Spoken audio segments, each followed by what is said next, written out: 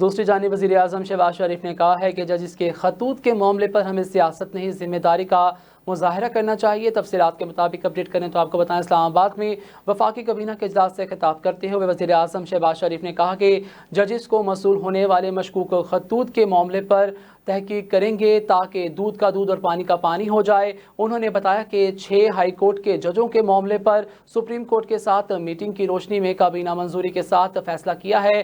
مزید اپڈیٹ کریں تو آپ کو بتائیں، انکوائری کمیشن بنایا جائے گا اور سابق جسٹس ریٹائر تصدق جیلانی کی مشاورت اور رضامندی کے ساتھ کمیشن کو نوٹیفائی کیا جائے گا اور ٹی او آرز کو بھی نوٹیفائی کیا جائے گا۔ شہباز شریف نے کہا کہ بعد میں تصدق جیلانی کے کمیشن کی سربراہی سے معذرت کر لی اور سپریم کورٹ نے پرسوں اس پر سو موٹو لے لیا اور اس کی سماعت سے سب آگاہ ہیں۔ اب سپریم کورٹ اس معاملے کو دیکھے گا۔ ہم نے اپنی ذمہ داری پوری کر دی تھی اور پھر اس بھی تبدیلی آئی ہے۔ وزیر اعظم نے مزید کہا کہ پرسوں ہم نے بھرپور میٹنگ کی تھی۔ ملک کی معیشت ٹھیک کرنے میں ایس آئی ایف سی کا ایک کلیدی کردار بھی ہے۔ میں نے یہ فیصلہ کیا ہے کہ میں ان وزارتوں کا جنہوں نے معیشت ٹھیک کرنی ہے ان کا اسکروٹل ریونیو کروں گا تاکہ ان کے مسائل تیزی سے حل کریں اور ملک کے چیلنجز سے نمٹیں گے۔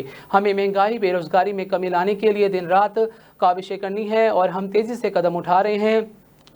مزید اپڈیٹ کریں تو آپ کو بتائیں کہ انہوں نے بتایا کہ عالمی مالیاتی فنڈ آئی ایم ایف کا جو $1.1 ارب کا سٹینڈ ہائی ایگریمنٹ تھا اور اس مہینے بورڈ کی منظوری کے بعد مل جائے گا اور وزیر خزانہ واشنگٹن جا رہے ہیں، وہاں پر سپرنگ میٹنگ ہوگی اور آئی ایم ایف کے ساتھ نئے پروگرام کے حوالے سے اجلاس بھی ہوگا۔